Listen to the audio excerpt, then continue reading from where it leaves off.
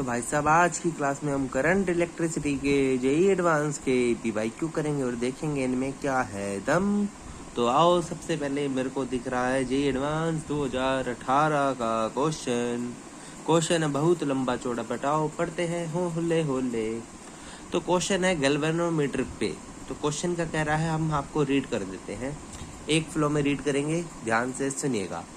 तो क्वेश्चन कह रहा है ए मूविंग कॉइल गैल्वेनोमीटर में है 50 turns and each turn has an area of 2 × 10⁻⁴ metre square. The magnetic field produced by magnet inside the galvanometer is 0.02 tesla. The torsional constant of the suspension wire is 10⁻⁴ Newton meter radian inverse. When a current flows through galvanometer, a full-scale deflection occurs if the coil rotates by 0.2 radian. The resistance of coil of galvanometer is 50 ohm. This galvanometer is to be converted into ammeter, which is capable of measuring current in the range of 0 to 1 ampere. For this purpose, a shunt is to be added in the parallel to the galvanometer. The value of the shunt in the ohm is. तो भाई साहब अंग्रेजी हो गई समाप्त। अब आते हैं हम आपको कि क्वेश्चन में क्या क्या कह रखा है। कह रखा है एक मूविंग कॉइल गैल्वेनोमीटर है जिसमें है 50 टर्न्स। तो नंबर ऑफ टर्न्स कितने हैं? 50 हैं। हैज एन एरिया, और एक टर्न का एरिया कितना है भाई साहब? 2 × 10⁻⁴ मीटर स्क्वायर है। जो मैग्नेटिक फील्ड, मैग्नेट जो गैल्वेनोमीटर में मैग्नेट लगाते हैं उसकी मैग्नेटिक फील्ड कितनी दे रखी है हमें? 0.02 Tesla. Okay. The torsional constant of the suspension, मतलब अच्छा वो जो के की वैल्यू नहीं होती टॉर्शनल कांस्टेंट, उसकी वैल्यू दे रखी है 10⁻⁴। Okay. When A current flows through galvanometer, full scale deflection होता है जब हम किसको कितने से रोटेट करते हैं? 0.2 रेडियन से। मतलब थीटा क्या दे रखा है? 0.2 रेडियन। मतलब चेंज करने की जरूरत नहीं है, रेडियन में है। The resistance of the coil of galvanometer, जो कॉइल है गैल्वेनोमीटर में, रेजिस्टेंस ऑफ गैल्वेनोमीटर कितना दे रखा है? 50 ओम दे रखा है भाई साहब। इस गैल्वेनोमीटर को हमने एम मीटर में कन्वर्ट कर दिया। तो एम मीटर में गैल्वेनोमीटर को कन्वर्ट कैसे करते हैं? जैसे कि मेरा गैल्वेनोमीटर है, मुझे एम मीटर पे कन्वर्ट करना है, तो मैं इसमें एक शंट लगा दूंगा ऊपर।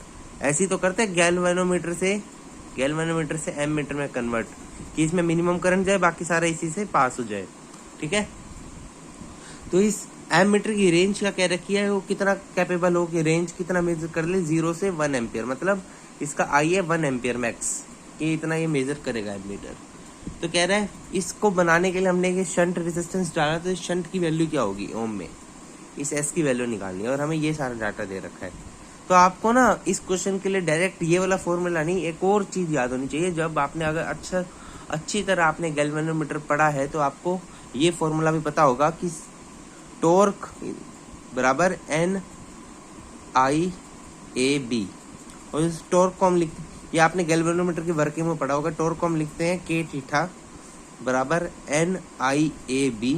और यहाँ पे जो I होता है, ये होता है गैल्वेनोमीटर करंट जो यहाँ पे जाता है IG, और यहाँ पे होता है I - IG। तो यहाँ जा रहा था I बराबर 1 एम्पियर जा रहा था। ठीक है। तो यहाँ से हम IG की वैल्यू निकाल सकते हैं, बिकॉज हमारे पास K है, थीटा है, नंबर ऑफ टर्न्स है, एरिया है, मैग्नेटिक फील्ड है। तो IG निकाल लो। IG बराबर K थीटा अपॉन NAB।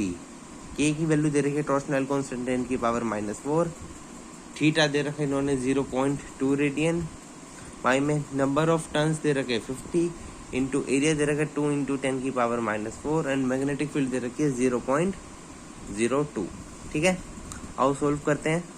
ये हो जाएगा 2 × 10⁻⁵ अपॉन में 5 × 2 × 10⁻³ इंटू 2 × 10⁻²।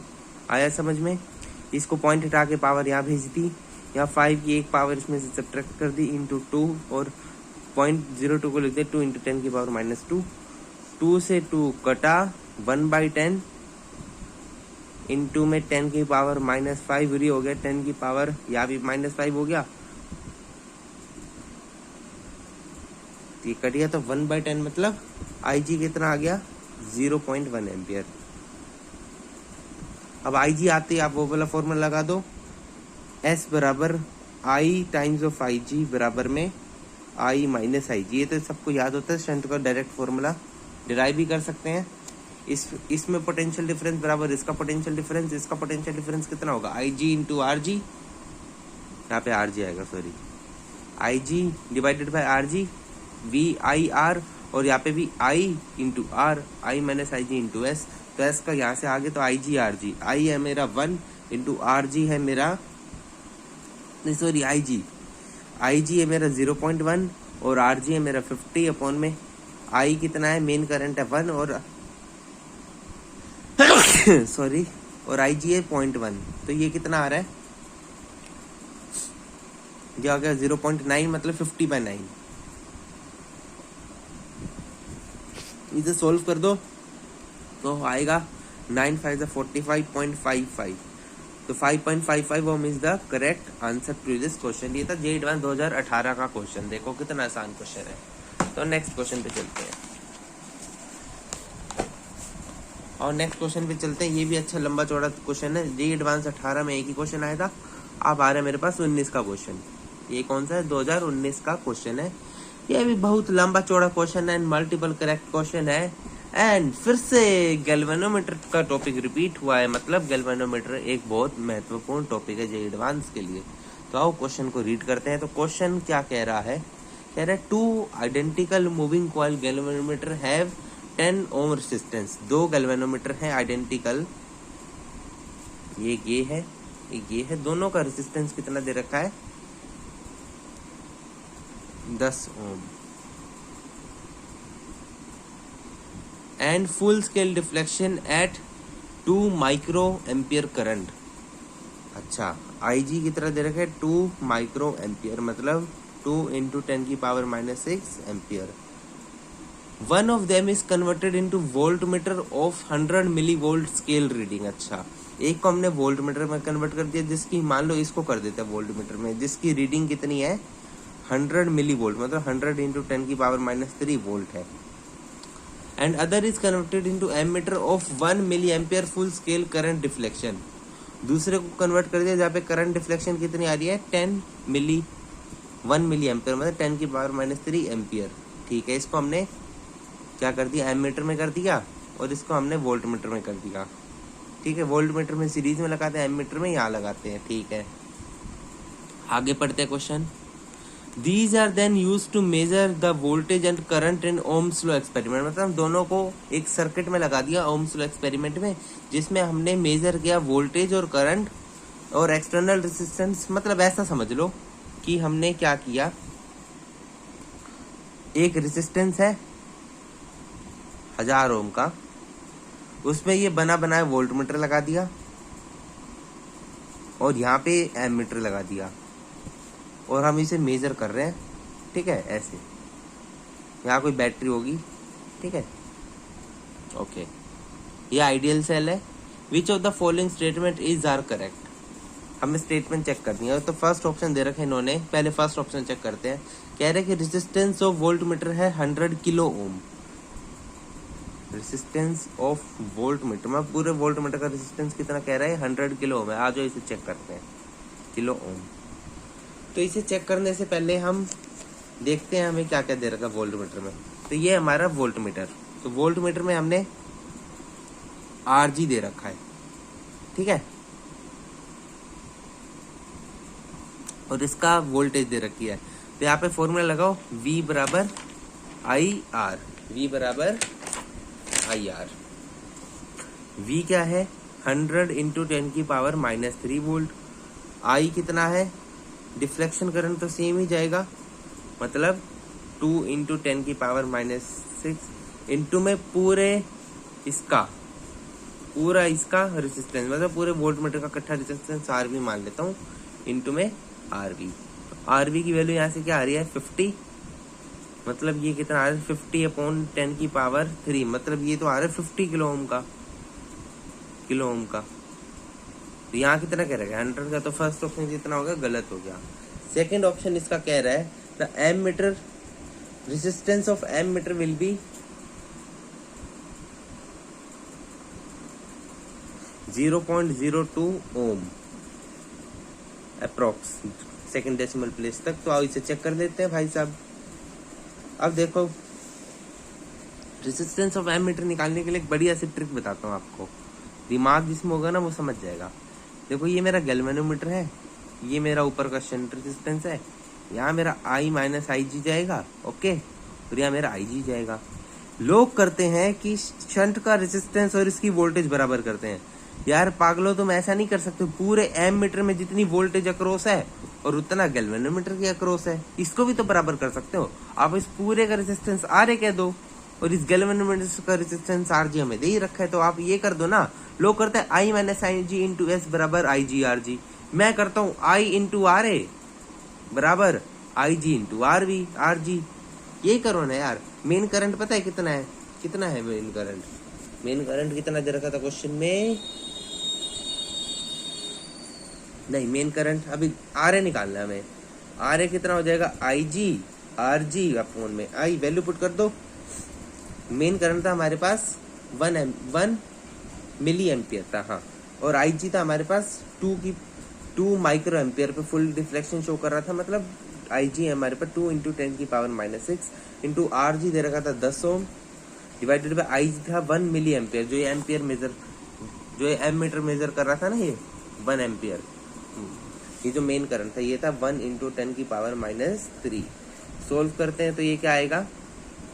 2 10 20 मतलब 2 इंटू 10 की पावर 5, मतलब ये आ रहा है 0.02 ही आ रहा है, बिल्कुल सही आ रहा है। तो ऑप्शन बी क्या हमारा करेक्ट है? ऑप्शन बी हमारा करेक्ट है। तो थर्ड ऑप्शन पे चलते हैं। थर्ड ऑप्शन क्या कह रहा है? थर्ड ऑप्शन कह रहा है the measured value of R. अच्छा, जब हमने ओम्स लॉ से 1000 ओम की वैल्यू रेज करी, तो अगर हमारे वोल्ट मीटर, ये आइडियल तो है नहीं, तो मतलब कुछ ना कुछ कम मेजर ही होगा आर की वैल्यू। तो कह रहा था measured value of R will be in the range of, R की जो मेजर्ड वैल्यू है ओम्स लॉ के अकॉर्डिंग वो है 978। देखते हैं इसे भी, 978 और आर और 982 के बीच में ये हमने मेजर करा, मतलब इसके बीच में आर की वैल्यू आ रही है। तो आओ चेक करते हैं, एक सेकेंड। मेरा सर्किट कैसा बना था कि मेरा 1000 ओम का रेजिस्टेंस है, इसके अक्रॉस मैंने वोल्ट मीटर लगाया जिसका रेजिस्टेंस आर वी है, और आर वी की वैल्यू भी निकाल रखे हमने, और यहाँ पे हमने एमीटर लगाया, ठीक है, और इसके अक्रॉस एक आइडियल सेल लगा दिया 20 वोल्ट का। अब हमें पता है जो यहाँ पे आर मेजर्ड होगा वो कितना होता है? V बराबर आई आर। तो आर क्या होगा? V by I. अब यहाँ पे वोल्टेज मेजर्ड अपॉन में दिस, इसके अक्रॉस वोल्टेज और अपॉन में करंट। करंट तो हमारा सेम है, बट इसके अक्रॉस वोल्टेज कितनी होगी? इसके अक्रॉस वोल्टेज मतलब इन दोनों का इक्विवेलेंट इनटू मेन करंट।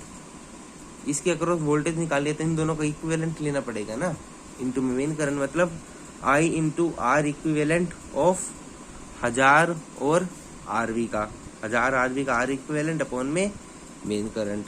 ये मेन करंट कट गया, मतलब R equivalent of this and this. तो आर इक्विवेलेंट इसका निकाल दो।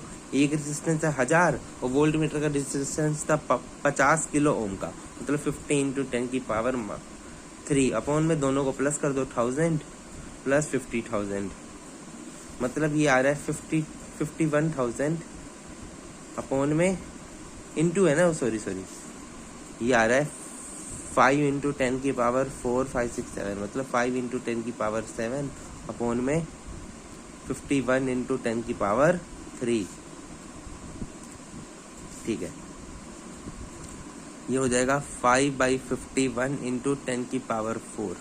इसे आप डिवाइड करोगे तो आ जाएगा अप्रोक्स 980 के इक्वल, जो कि इस ब्रैकेट के बीच में आ रहा है। तो ऑप्शन सी भी क्या हो जाएगा? ठीक हो जाएगा। लास्ट ऑप्शन क्या कह रहा है कि अगर हमने इसके अक्रॉस इंटरनल रेजिस्टेंस लगा दिया तो यहाँ पे वो इसमें फर्क आ जाएगा इसकी वैल्यू में। यार कैसी बातें कर रहे हो यार? इसके अक्रॉस इस पे क्या डिपेंड कर रहा है? इस रेजिस्टेंस पे क्या डिपेंड कर रहा है? आंसर तो यही आएगा, V across this and this. तो इसमें रेजिस्टेंस हो या ना हो तो इसके रीडिंग में क्या फर्क पड़ेगा? तो लास्ट ऑप्शन क्या हो जाएगा? गलत हो जाएगा। कि वो कह रहा था कि अगर हम यहाँ पे सेल का इंटरनल रेजिस्टेंस लगा दे तो यहाँ पे जो मेजर्ड वैल्यू ऑफ आर है वो चेंज हो जाएगी। कैसे हो जाएगी भाई? इसका तो कोई काम ही नहीं है, इधर लगाओ ना लगाओ, आंसर तो यही होगा ना। V बराबर आई आर, तो I बराबर V बाई आर। ठीक है।